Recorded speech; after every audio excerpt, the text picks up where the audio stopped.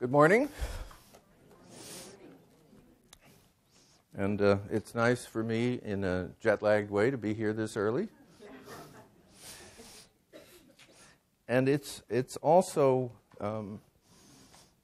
what I learned yesterday, aside from an enormous amount of content, is that the discussion did not include altered states. That there seems to be a reasonable and realistic bias towards what we might call normal consciousness. That was yesterday.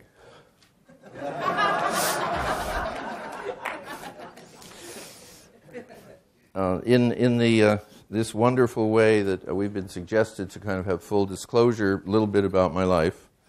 I grew up in a totally normal family in Hollywood. Where we were actually a minority in a minority. My father was the story editor for Metro-Goldwyn-Mayer, which meant he recommended books to be made into films. And so we were in the literary part of Hollywood who disdained everybody else. So it was a very odd corner. So I grew up with anecdotes about how Bill Faulkner at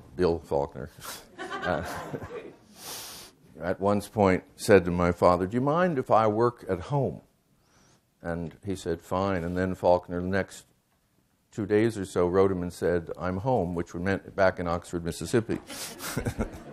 Things like that. So I went on and went to college and had a good time and did a lot of theater in college, which was probably useful for the work I now do. And I went to Paris, and I was writing an extraordinarily bad novel. Even then I could tell. And my favorite professor, Richard Alpert, came to Paris on his way to Copenhagen, where he, Timothy Leary, and Aldous Huxley were going to present to an international congress the first psilocybin work they'd been doing at Harvard. And he and I had become very, very close. I was kind of a favorite undergraduate. And he said, "The greatest thing in the world has happened to me, and I want to share it with you. You know, what do you say?" So I said, "Sure." Then he reached in his breast pocket, wearing a suit jacket, and out came a little bottle of pills. And I thought, what the hell is going on? I mean, I was someone that didn't touch coffee. I've learned. And so he shared it with me. And we were sitting in a little cafe, and the colors got very, very bright, and I could hear the conversations behind me, which was unusual because my French was usually too poor to hear the conversations behind me. And I said, "This is too intense for me," and he said, "It's too intense for me too." And he said, "And I didn't take anything, but I've never been to Paris before."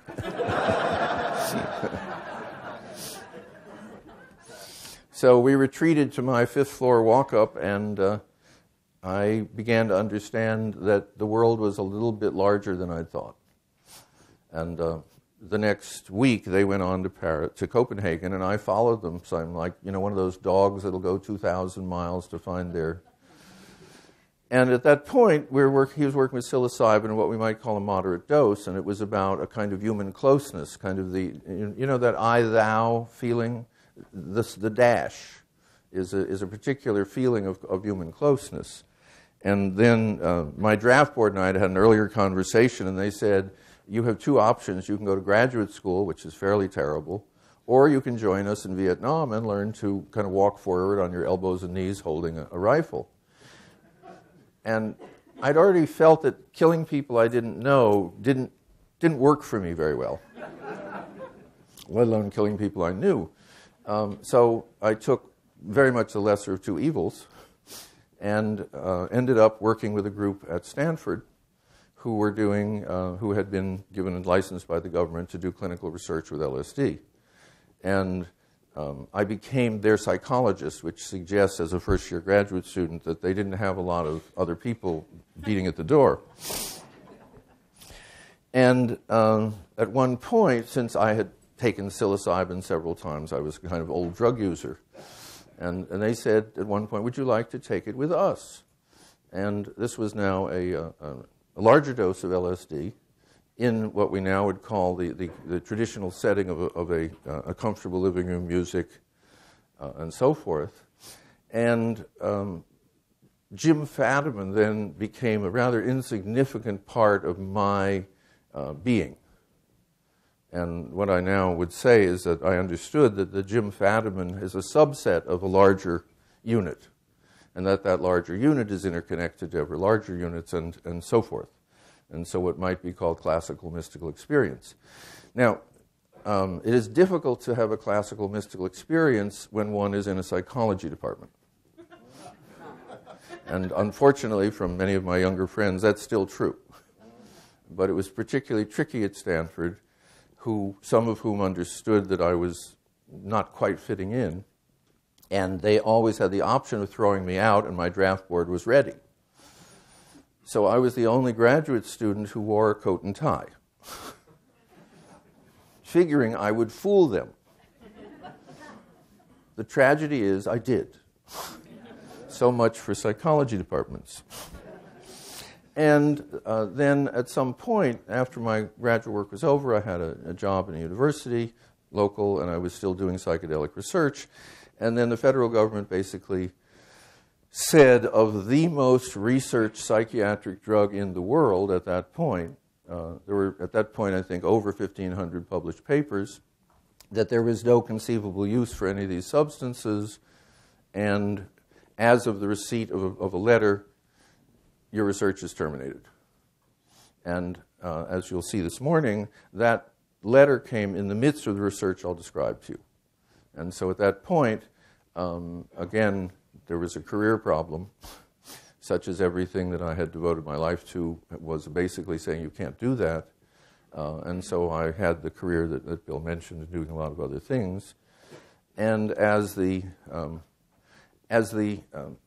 what one of my friends calls the lull in research has ended in many ways, there's a lot that we need to look at, a lot that we need if we wish to understand, in a sense, the full extent of human capacity and human consciousness. And so there are many areas of psychedelic research that we could talk about, but I wish to talk about a particular one because this was a particular study that has never got a chance to be expanded and replicated. And it is about the particular use of these substances for hard science solutions to hard science problems. So this is not about mysticism, this is not about psychotherapy, this is not about the alleviation of any physical or mental disease. All of these are other uses. It is not about aesthetics or art or music. It is simply about the question is, can these substances be used? And in general, let's keep in mind that since we haven't really been talking about altered states here, just a couple of background anecdotes from other altered states. This is Rachmaninoff was very, very depressed at one point when he was 21, and he had had a very unfavorable reception. And he was successful as a conductor and a pianist, but he felt basically in a deep depression, and a friend of his in Moscow suggested he should get hypnotherapy. And the hypnotherapy basically was implanting the command that you will begin to write another concerto, you will work with great facility. So he moved from being unable to write a single note of music back to a kind of feverish creation of music with the help of the hypnotherapist, and we call that his Concerto No. 2 in C minor, which is dedicated, by the way, to his hypnotherapist. So there is something about controlling the mind that can make major shifts with simply verbal instruction. And there's another hypnosis study about time distortion, and one of the things that we didn't describe yesterday, but one of the terms that goes on when we use the word flow is that usual time constraints fall away, that one can work very many hours, or the feeling also of getting more done than you thought you could in a given amount of time. And this particular subject in an experiment in hypnosis and time distortion was a woman who was a dress designer, and she could customarily work for several hours at a time, and it would take from 4 to 10 occasions to design a single dress. Under hypnosis, a dress designing task was assigned 6 times. The subject was awakened after the completion of each trance and asked to draw a picture of the dress and describe it briefly. One report. Where are you? I was at home. How long did you seem to be working? Oh, about an hour. I was sitting at a table looking out the window and thinking. Did you do some drawing? Yes, after I'd thought it all through. Though the subject experienced the session as an hour in length, the actual time of the trance was 10 seconds. And she produced designs not dissimilar to what would take her normally many hours. What's going on here? And the answer is that there seems to be a kind of alternative way of holding time. Time has been described as a kind of tick-tock event, but there are moments in history where people report that time seems to take a very, very, very, very, very long time to get to the next item of time. So there are these things. And then psychedelics, it turns out, were used as early as 1966.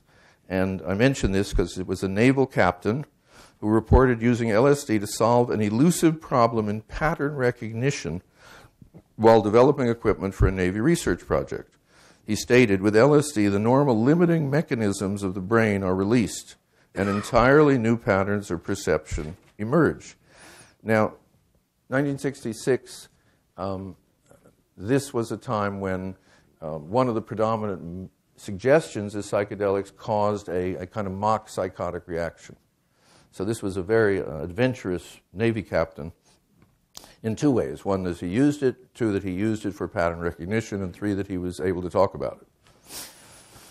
So if we kind of look culturally, it may be no accident or coincidence that the rise of the personal computer, which gave rise to Silicon Valley, out of which emerged Burning Man, was concurrent with psychedelic use and research.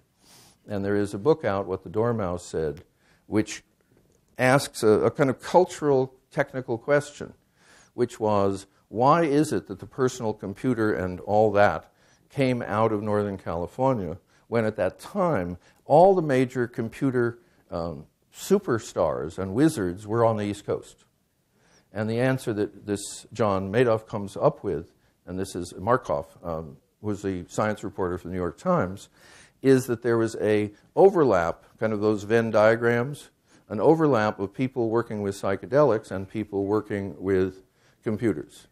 And that overlap led to just a series of breakthroughs, as well as a kind of different tone for many of the kinds of things that were developed. And you probably all know that Steve Jobs talked about how important it was in his life and so forth and so on.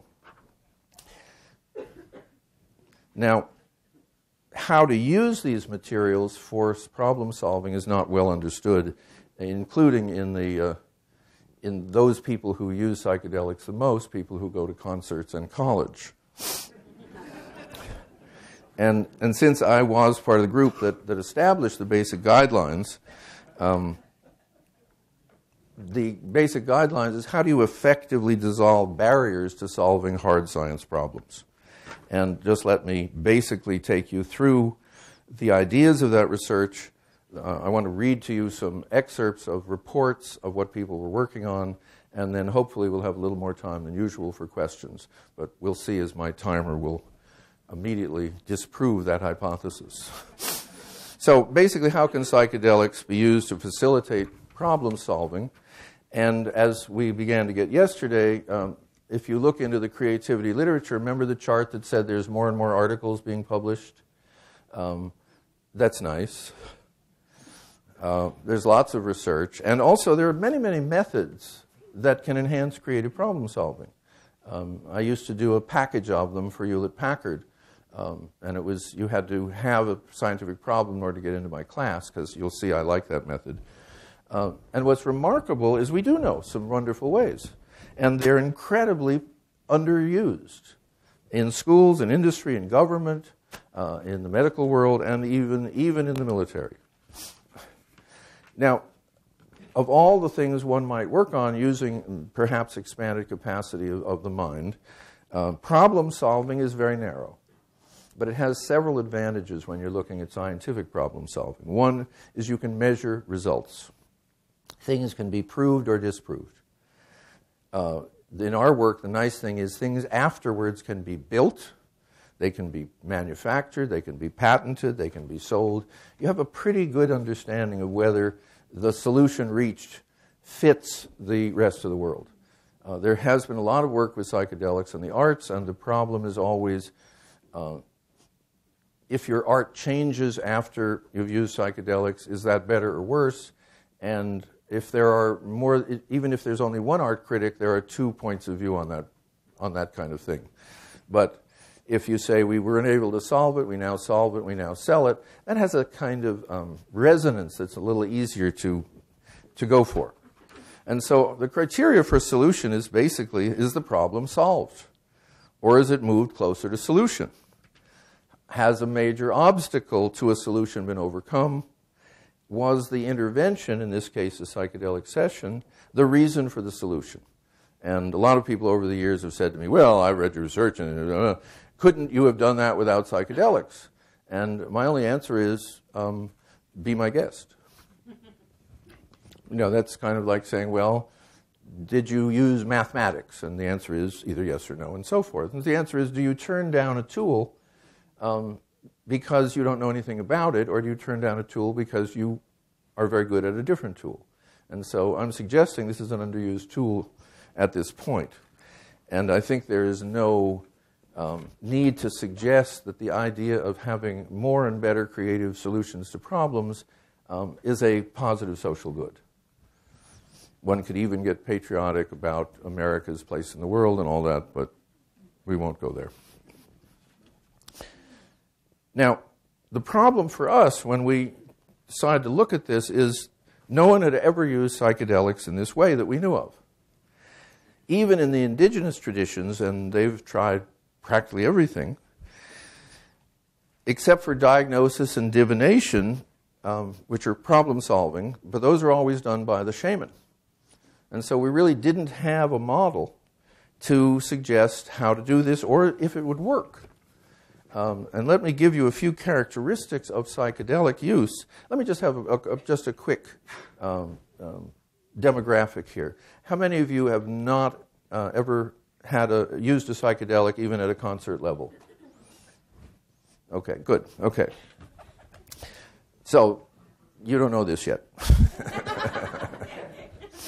But it is generally understood, if you are at all in psychedelic literature, technical and other, that there's a diminished capacity for logical thought processes. These are the things that people would say to us, how can you possibly try to use this for hard science?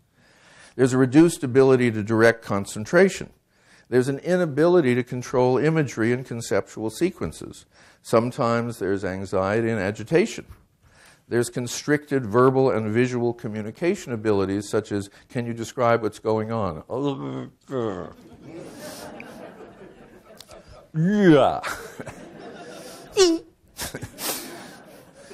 There's a tendency to focus on what we would call inner events or personal issues, which is, whoa, I'm inside my own mind for the first time. I'm going to look around.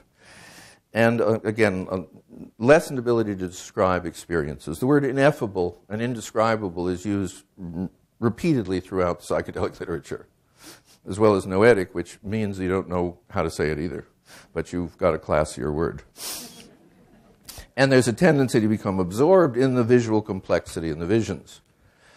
And there's a kind of shift in what's important, such as a tendency to regard any task in this world as trivial, and there's little motivation to stay with a problem. So that's what we looked at, but one of our team, Willis Harmon, a professor of electrical engineering, said he thought it would work because there's also an increased access to unconscious data. There's much more fluent free association. There's increased ability to play spontaneously with hypotheses, paradoxes, transformations, etc. There's a heightened ability for visual imagery and fantasy. There's incredible relaxation and openness, if you're not anxious. Sensory inputs are way heightened, and heightened empathy with external processes, objects, and people. The feeling of separation, the idea that your world ends at your fingertips, seems to dissolve with these substances, with these experiences. And a heightened sensibility to what you are experiencing, as well as, and going closer now to problem solving, an enhanced sense of what you might call rightness, the ability to see through false solutions and phony data. Lessened inhibition, a reduced tendency to censor ideas by premature judgment. And in the scientific problem-solving world, this is a major issue.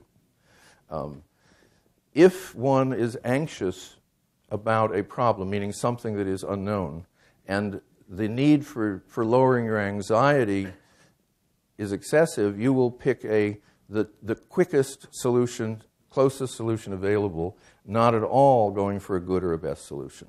This is a serious problem in a lot of areas. And the question of how do you keep motivation up, well, you can heighten motivation if you work with what we call set and setting, which is what's the mental attitude and what's the situation.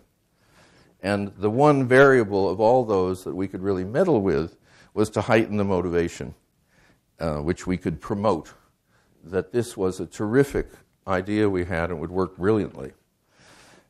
Which is how we prepared our subjects, which is we said, this is going to work, and you're going to be so excited, and this is going to be a wonderful opportunity. This was particularly tricky before we ran our first subjects, because we really had no idea if it would work or not. But that, as you have, any of you that know things about psychology, is deception is considered an ethical, is an ethical good.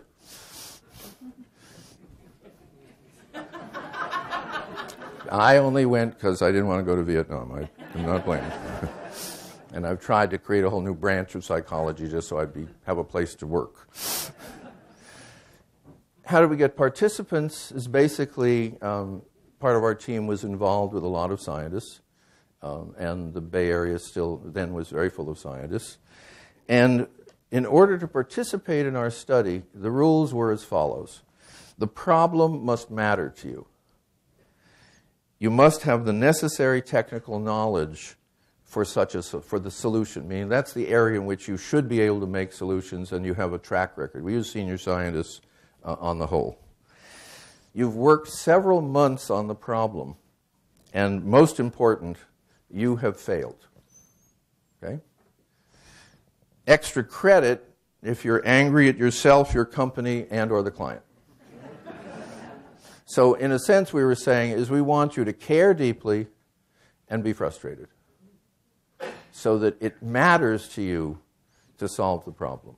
Now, it matters to you also professionally because that's what you get paid for, and you get paid for it because you like it. So we had highly motivated people who had, except with one or two exceptions, no prior psychedelic experience coming in for us. And let me give you a list of some of the kinds of problems. And if there's some technical vocabulary here that you don't know, that's on purpose. Photoconductivity decay processes, new design of a vibratory microtome, space probe experiments to measure solar properties, given that we're talking the late 60s, an improvement to a magnetic tape recorder. Dining room chair design. It turns out that among furniture designers, that's the hardest single item to design because it has to be aesthetic from every possible angle. Think of your couch, for example, the back of it, who knows? Let alone under it, which we don't discuss at all. And it has to bear weight in multiple directions, and it's considered the most difficult of the pieces of furniture to design. Mathematical theorems regarding NOR, N-O-R, all caps, gate circuits. This is something in chip design. a new conceptual model of the photon, and we then had some wonderful architects, design of a commercial building and design of private homes. Of our subjects, we had 44 problems attempted, no solution obtained from 4 of them. So, for those of you who didn't raise your hands, we used either 100 micrograms of LSD or 200 milligrams of mescaline as the dose. We cut that in half for one person for his second round because he kind of flew away on the first dose. And he very much wanted to come back for a second round. And we did 4 people at a time, and I would come out with a little tray with 4 little cups. And one was a half dose, which was to him, and he turned the tray, and I turned it back. So he was forced to solve problems on the second round.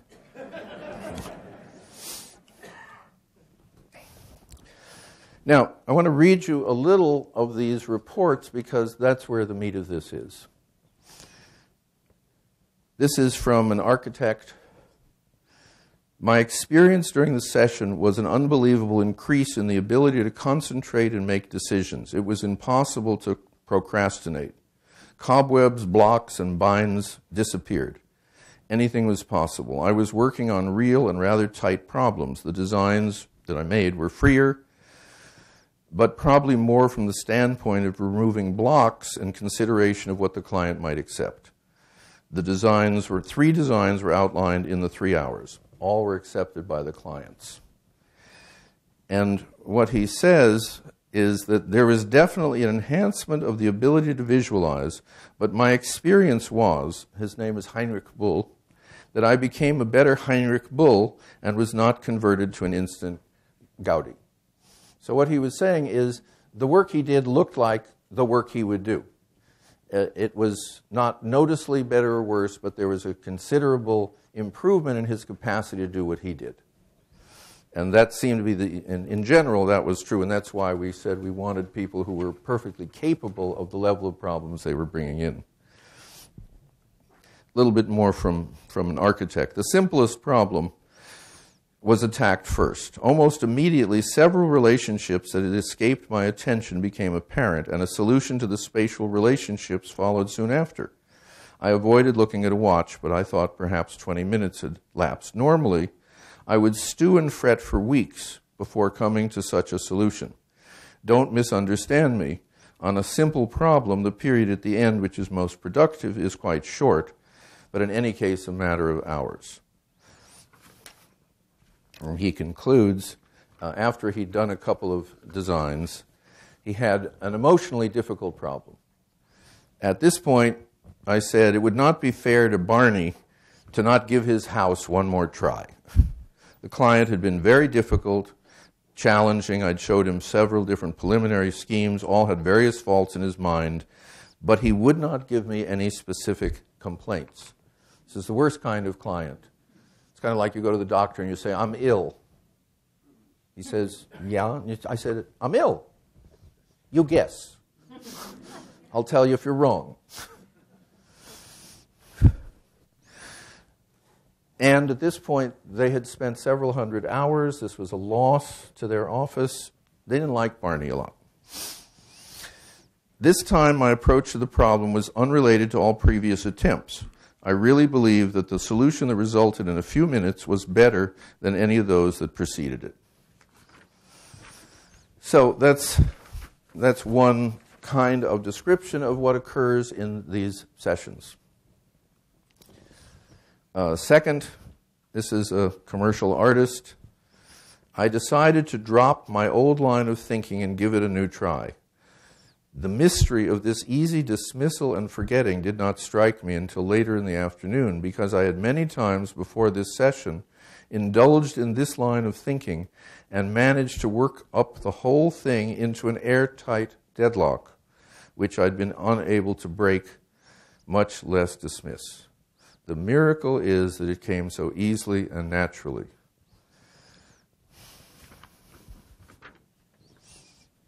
Turning now to little tougher problem. This is looking at, this is an engineer, and the question that he was working on was the formation of a visual image corresponding to the heat distribution of an object such as the human body. This is to be a diagnostic tool, since in most pathology within any set of cells, the temperature is slightly different than the surrounding cells. Another insight at this point was this is now, remember, under a psychedelic, and you've seen all those psychedelic pictures and waving walls and all that. At this point, it seemed to me the most efficient way to do this was by an expansion of gas, because that was superior to any other operation that could be performed on solids. I then visualized this as two thin film layers formed by vacuum evaporation spaced about the wavelength of yellow light. Many pneumatic cells of the shape of a long, thin cylinder could be formed in a 200 by 200 array with the parallel thin films located at one end. If the thermal image is projected on this array, the temperature reached by each cell will determine the presence of the pressure of the gas and the consequent elastic deformation of the thin films toward reestablishing ambient pressure. If the array is lighted by white light, each individual cell will reflect light of a color, which is a function of the temperature of the source object. Now, that is a rare description from the psychedelic literature. That is instead of, So we're clearly doing something different. And this is the kind of work that, of course, was most interesting. Here's one where the question of how to approach the problem shifts with this different tool. And this is someone working again on a technical problem. My previous attacks on the problem had been mostly by matrix algebraic methods. When in the session I started studying the problem, I still tried to use these methods. I could not really see how to use the power of the psychedelic state to advantage here. I could visualize a matrix and make a given row look all bright and shiny and so stand out. As I could see and aesthetically appreciate patterns in the distribution of entries in the matrix, but it seemed fundamentally futile to try and do the detailed manipulations required to pull any other information out of the matrix. And then he shifts. Somewhere along in here, I began to see an image of the circuit itself. This was the NOR gate mathematical problems. The gates themselves were little silver cones linked together by lines. I watched the circuit flipping through its paces. And then he goes on to describe how once he shifted from what had been working, what he was really trained to do, this matrix algebra, to not only a visualization, but a kind of animated visualization, solutions appeared. And one of my favorites is a man who ended up with a new theory of the photon. And what happened is he was working on something else, and he realized that he needed to understand the photon better. And so he began to perseverate on the notion of what is a proton, what is a photon, what is a photon. And he developed a very simple model, and then thought, oh, this is so simple, it's kind of embarrassing. I couldn't tell this to any of my colleagues. But then he said, I started running experiments, putting this photon through experiment after experiment, and it kept holding up, and he eventually did publish. Part of what and let me read you that section. I went back and considered the process of photoconductivity. I was unable to visualize what happened when light was absorbed in a photoconductor, and I kept asking, what is light and what's a photon? The latter question I repeated to myself hundreds of times until it was being said automatically in synchronism with each breath. I probably never in my life pressured myself as intensely with a question as I did with this one. I began visualizing all the properties known at that time that a photon possesses and attempted to make a model for it. The process took a long time and was exasperating, but I gradually built up a model of the photon which satisfied the constraints. It comprised an electron and a positron, then moving together in an intermeshed synchronized helical orbit. The positron had a negative mass equal in amplitude to the electron.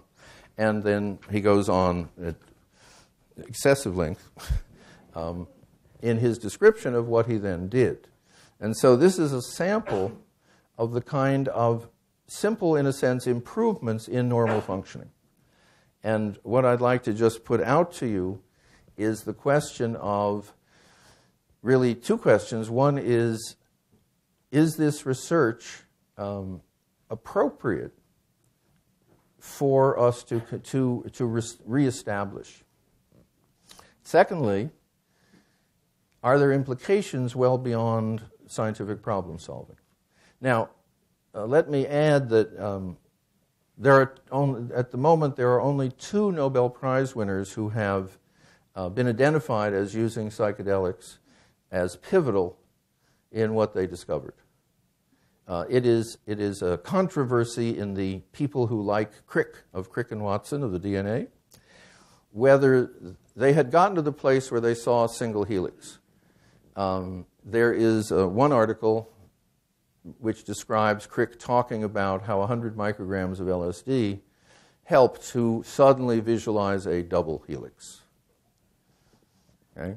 And at the end of the article, Crick says, he's quite elderly, he says, "I would like you not to publish this until I am dead." There is an argument in the literature whether he would have had access to LSD at this time. He did, we know in later years, kind of run with the crowd that was using psychedelics. They were legal in England. They were available to him and the people around him and so forth. That's one story. And then Kary Mullis, who developed recombinant DNA, what we use for all the many, many uses, the forensic uses, the most popular. You see it on television, which is, we'll do it, we'll check the DNA, and it finds out, no, you've been incarcerated for 20 years and you didn't do it. What he said, he definitely did not use LSD for the breakthrough moment. But he had learned by that time how to basically get inside the molecule and look around. So what he's saying is this was a skill he developed to be able to do this kind of visual, again, notice it's a visual patterning, in terms of what he then gave to the world. And certainly these 2 people, we can say, have been remarkable in changing the culture of the whole world. And so it is our impression that there will be more of these people who acknowledge, as I read biographies, and somehow senior scientists, when they are no longer employed, seem to be a little more candid about how they worked. So the other is that if you are interested in observing the use of it for kind of aesthetic creations as well as mechanical creations, if you will just go on to Google Burning Man and look at the things that are constructed there, it is probably the most intense post-experiment of our what we were doing that the planet has seen. The other thing is one could go down a list of Silicon Valley companies and look at a number of them which had at their core people using psychedelics not as systematically and not as carefully and not as safely as we did, but using them in terms of their own product creation. So that's the notion. That's the kind of research.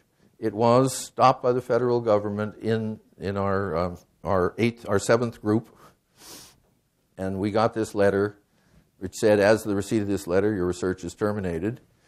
And we looked at each other. There were 4 people in our little living room, treatment room, lying on the floor with headphones, about to be aroused and told they could work on their problems. In a spirit of total honesty and transparency, I was the youngest member of the group, and I said, I think we got this letter tomorrow. Which we did. So our research was a kind of researchus interruptus. And it was published, but after after LSD was basically said there's no possible uses, peer-reviewed journals were not beating down our door for publication. So a lot of this research, it was kind of produced and kind of hidden away. And since I was one of the few people left who did it, I put a huge amount, much more. Almost all those quotes were taken from a whole section of my book, because I think this is important work. I think it's necessary that the human mind be allowed to work as well as it can. And this is one of the ways in which we seem to have some natural capacity to work scientifically, to work objectively, and to work at several levels of intellect, perhaps simultaneously. So let me just stop at this point, and let's open it up for questions.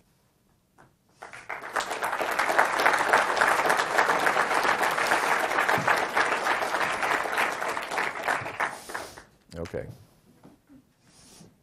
Yes.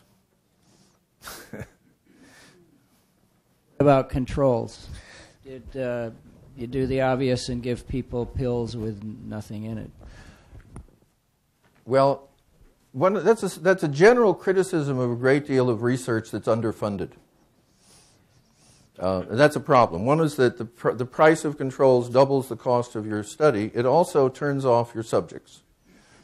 It's not my criticism. I'm wondering if there might be a placebo effect. Oh, we hope so. Because these days people are recognizing the power of placebo effect. It's probably going to be taught in medical schools how to use it. Well, let's talk a little bit about the placebo effect, because let's see if we can get a better word. Because what we're really talking about is what should be called the natural healing response, which is, why is it that if you say to someone, I'm giving you something that's going to help your asthma, and people's asthma improves and there's saline, what's going on? What's going on is their mind has said, I am getting benefit, and whatever systems know how to stop asthma go into effect. And what we know, the natural healing response is something that, by the way, the pharmaceutical industry hates. Because if you give nothing, or worse, you get a 30% improvement rate. And if you then have a drug which says, well, we have a 40% success rate, you actually don't. You have a 10% success rate, which is not enough to go to market. And if you actually read the research, an enormous number of drugs out there don't meet the criteria more than 10 or 12%. And at one point I was looking, for reasons you may wonder about, Medoxil. And I read that it had about a 25% success rate on the placebo. And I thought, I want to come out with a competing product, which is nothing, but I'll guarantee a 25% improvement, since Medoxil was only running about 40%. So the placebo it's a very important thing to keep in mind. And notice that we packed the placebo, the natural response, as hard as possible. And I will say, after that first group where we told them this is going to work fabulously, and this is fairly late in the evening now, and the scientists and us are talking, and everybody's happy, and they go home with their sitters, and we all dance around like small children because we think it really did work. It actually did what we said it would do. And what we know with psychedelics, this is a different kind of point, that the correct use of set and setting, the correct use of establishing what could be called those things which generate a placebo reaction, were fundamental to how you use it. There's a problem in all of psychedelic research that people forget that they're not talking about a substance, they're talking about an experience which is generated by a substance only in a given setting. And that given setting can be very positive and it can be very horrible. And when I give a more popular talk about other uses and someone says, how about terrible experiences? And then they tell me theirs. And I say, do you know why that happened? And in about 80% of the cases, they immediately tell me I was with the wrong people, I was in the wrong situation. One of my favorites is, the session was going very well till the car caught on fire. Right?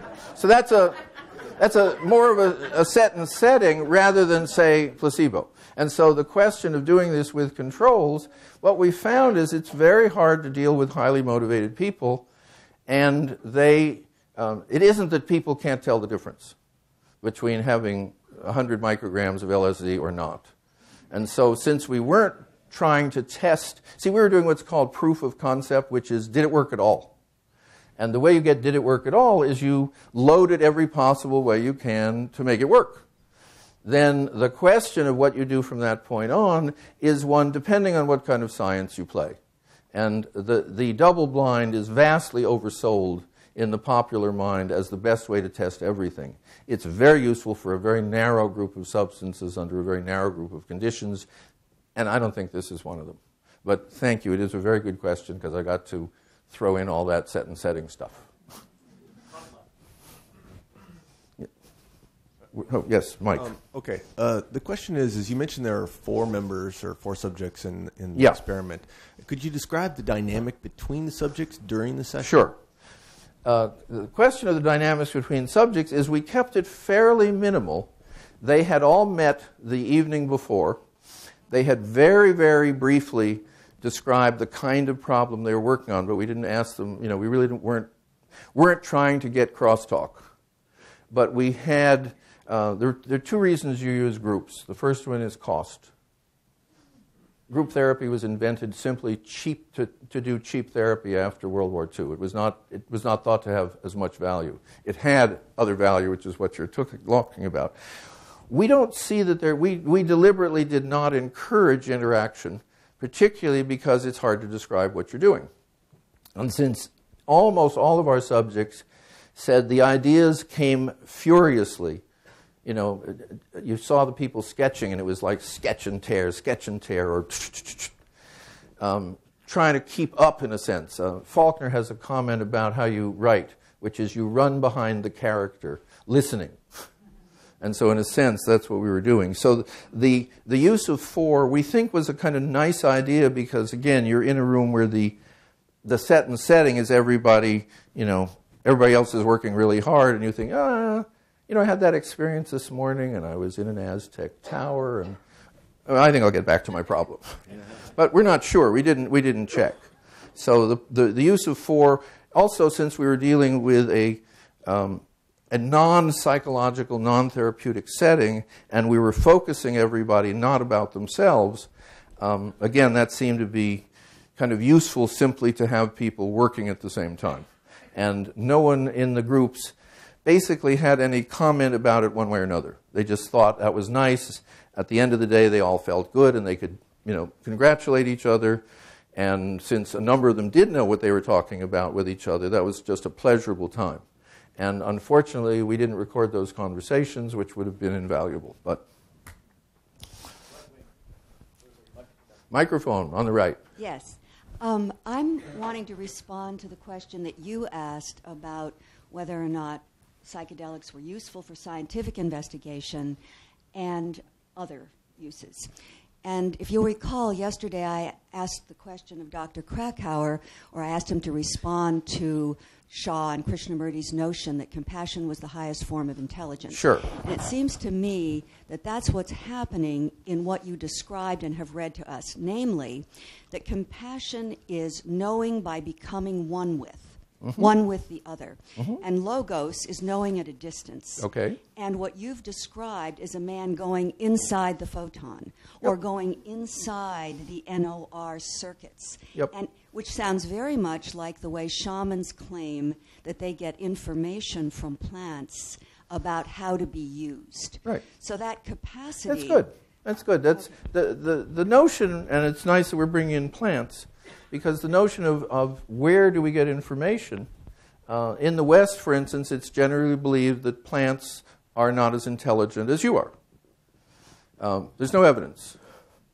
And if we look at who's survived better and who does more for the planet, plants win hands down. And one of the things that does happen with psychedelics is the ability to fully identify with that which is outside of this what's called in one of the Buddhist things, the skin bag full of dirt. Buddhists are not overly excited by a lot of bodily processes. And I'm remembering a friend of mine who went to Muir Woods. This is the giant redwoods, and took a psychedelic and came back, and he was a little rattled. And I said, "What happened?" He said, "Well, I hugged the redwood, and then I became the redwood, and it was terrible."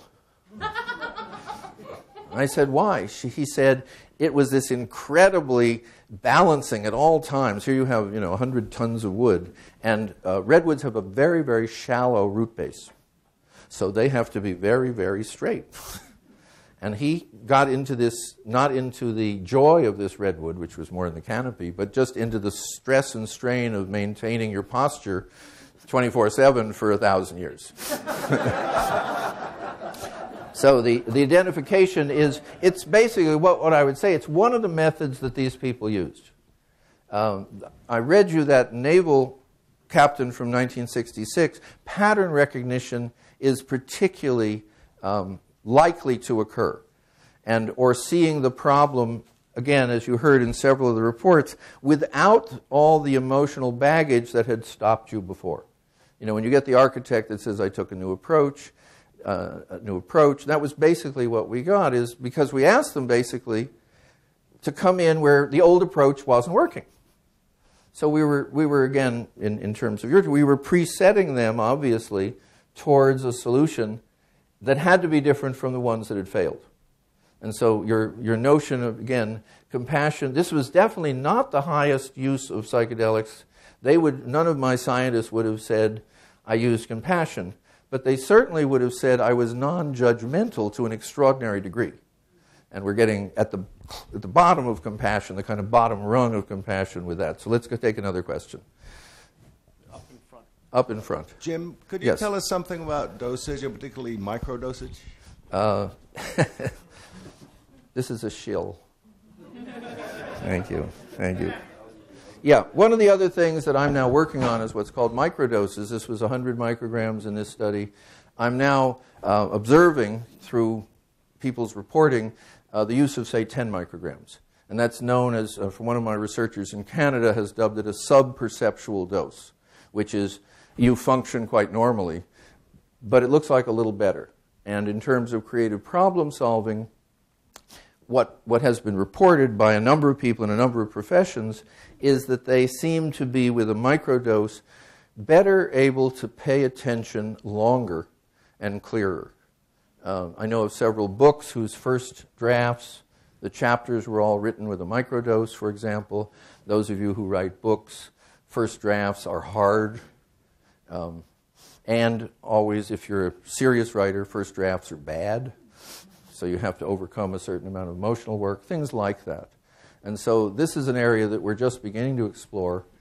Predominantly an article actually gave me the idea by accusing me of it, which was crowdsourced researching, by basically asking people who are using these very, very small doses to tell me what they're doing. And so we're gradually accumulating data on a whole new area of use that ties into this, but extends in a lot of other directions. So thank you for that question. Yes, please.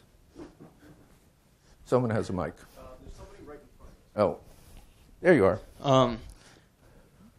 I'm just wondering, I guess from learning from past generations, what's the best way for future generations to get beyond preaching to the choir, the most effective and safe way to get beyond just speaking to people who kind of already have the experiences, who already understand the power and effects that these substances have? How do we get beyond that? Well, how do we... product placement. My book... the first part of my book is about how to give the safest possible, maximally beneficial session with a guide, with music, with care, with trained people. It's also available for free, that's not product placement, at entheoguide.net, and that site has been hit a number of times, and there are a lot of other things on it about how to use these materials safely and well. There's an enormous need for correct information, and unfortunately, the government is not a very good source. That's a gentle way of saying that they are an abominable source of bad information. There is, as you pointed out, the kind of, how'd you learn about sex? Well, the notion from the sex educators is the person a half year older than you isn't the best possible resource. But it's a very popular resource. So again, the kind of normal answer is better information and letting go of the taboo of is it okay to describe altered states of consciousness. Now, it's puzzling why it's a taboo, because let me give you just an interesting figure from the federal government. Since LSD was made illegal, 24 million Americans, just Americans, have taken LSD. That's a large number. The rate of terrible experiences has been very, very minor. And these are under what we would call not ideal conditions. So these substances are not the bugaboos that the government at one point was putting out propaganda about, and they are the most powerful mental disruptors, increasers, however you want to look at it, that we've ever discovered. And so these are to be used with extreme caution and care and hopefully valuable use. And one of the reasons I wrote the book was to get those first two chapters out there. The fact that I could also put it up for free on the net is invaluable. So there are ways to use these safely. They're not hard to find. And so forth. Okay? Microphone. You're from LA, so you know that one of the enduring, intractable problems faced by the Los Angeles Dodgers is that they never provide good run support for their best pitchers. I'm wondering what you think about letting their cleanup hitter come to bat with LSD. If you go on to Google and you put LSD no-hitter, you'll get what you're probably referring to. There was a game, I think it was the Dodgers, and I forget, you would know who it was, but I don't. And he was off, who was it? Playing the Padres. It was the Padres, okay. And basically he was not due to pitch that day as far as he knew, and he was off with his girlfriend away from San Diego, in Los Angeles, and they took LSD together. And then she noted in a little piece of paper that he was supposed to pitch. So somehow he got there, and he pitched a no-hitter. It was not immediately picked up by all the other teams in the league, unfortunately, or fortunately, all we'd have was no hitters and there'd be no fun going to the park. Of course, if the batters... So, every pitch would be a hanging curve. That's right. So what we know is that there's a curious kind of potential enhancement of what we was calling the other day here, quote, talent, or the other kind of intelligence. And again, those who do not talk. As you know, enhancement in sports is, again, one of our new taboos, since everyone does it. So it is a good question, and fortunately we do have that one bit of wonderful experimental data. And I'm just hoping when certain people with fantastic passing records in the NFL retire that we'll hear some other things, but I really don't have any evidence. Who's running the mics, or my kind of moral? I think we have to wrap it up. Okay, we're at wrap up. Yeah. So thank you so much. All right.